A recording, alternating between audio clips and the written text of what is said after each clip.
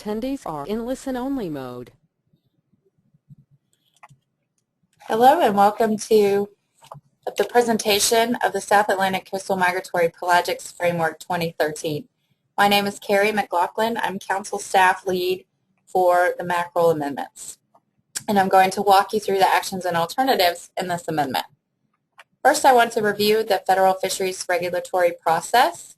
The Council will get input from our advisory panels and the public, the Scientific and Statistical Committee, stock assessments, and Council staff. And using this input, they will develop fishery management plans and amendments to those plans. Once they have decided their preferred alternatives, they will submit the recommendations to the Secretary of Commerce, who through the National Marine Fisheries Service will review the amendment and implement the federal fishing regulations.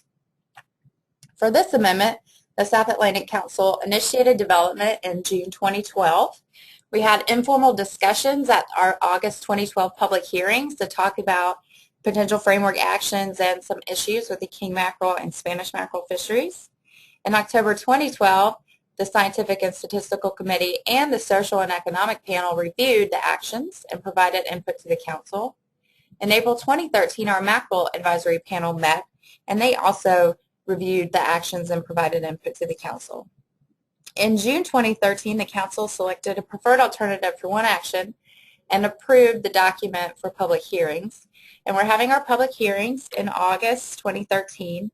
In September, the Council will consider taking final action, and once they do, they will submit the amendment to the National Marine Fisheries Service for approval.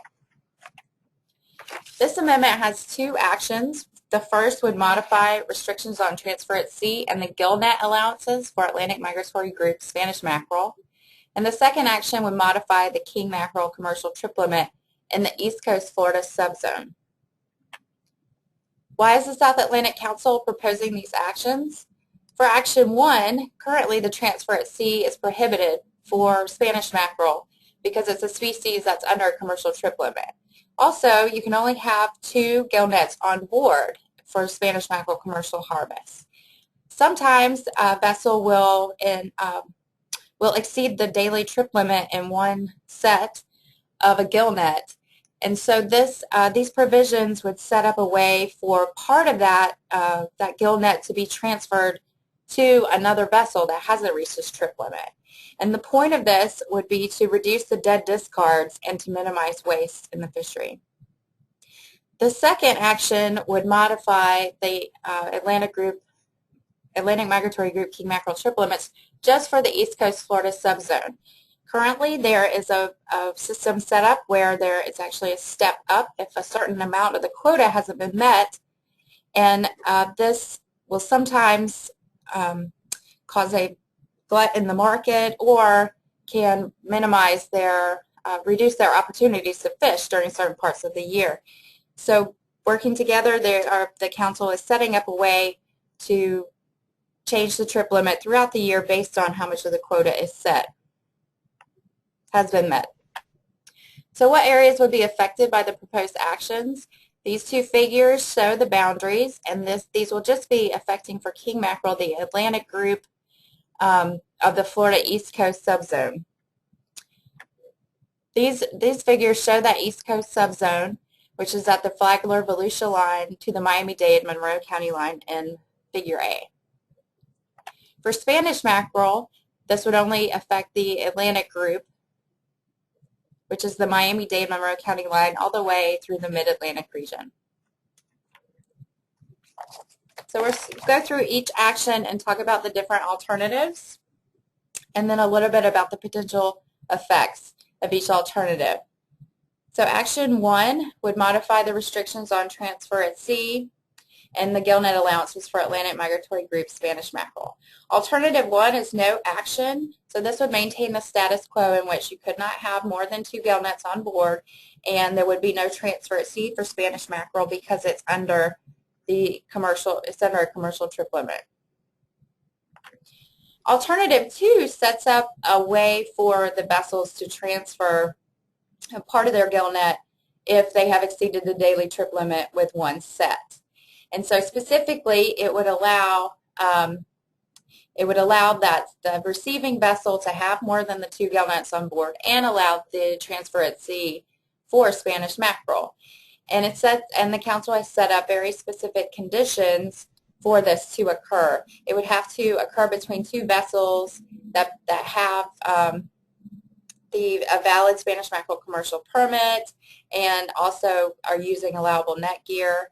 The receiving vessel can only have a maximum of 3 gillnets on board after the transfer is complete. And then the fish shall remain entangled in the meshes of the net until the transfer has occurred. And then lastly, a call-in would be required for both vessels engaged in the transfer so that law enforcement would be aware that a transfer had occurred.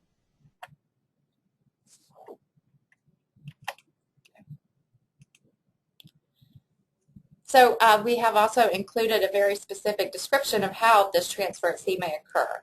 So after catching the Spanish mackerel in the gillnet, the donor vessel would cut the net into 2 sections. The captain would transfer the portion of the net to the receiving vessel.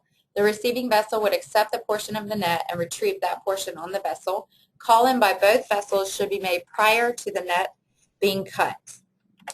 Here are a summary of the effects for Action 1.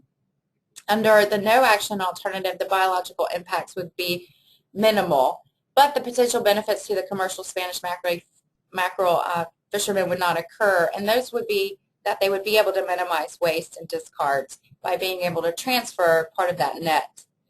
Alternative 2 would maximize the economic trip efficiency and reduce waste, and alternatives 1 and 2 would not be expected to have any impact on recreational fishing. Alternative 2 would have some negative impacts on the administrative environment due to difficulties in enforcement of the transfer at sea provision.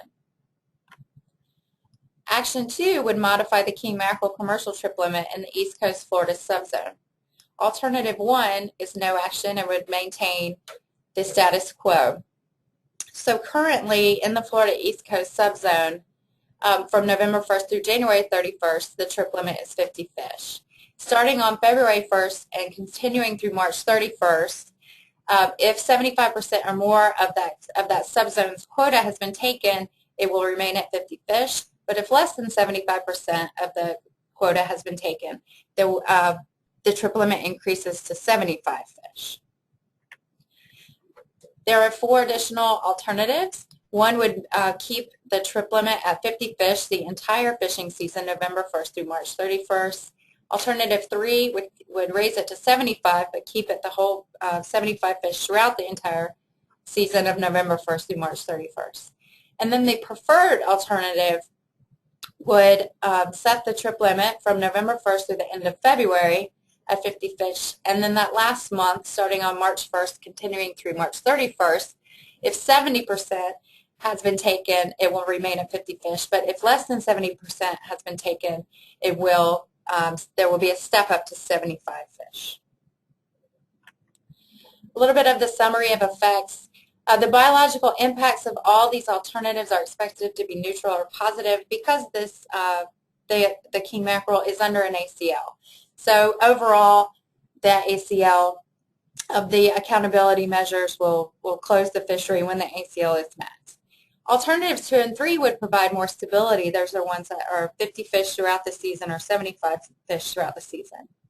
However, preferred alternative 4 gives a little more flexibility. So if the quota hasn't been met, if 70% of the quota has not been met, that allows the vessels to be able to take more fish and hopefully be able to reach that ACL before the end of the season. So that's the end of the presentation on actions and alternatives.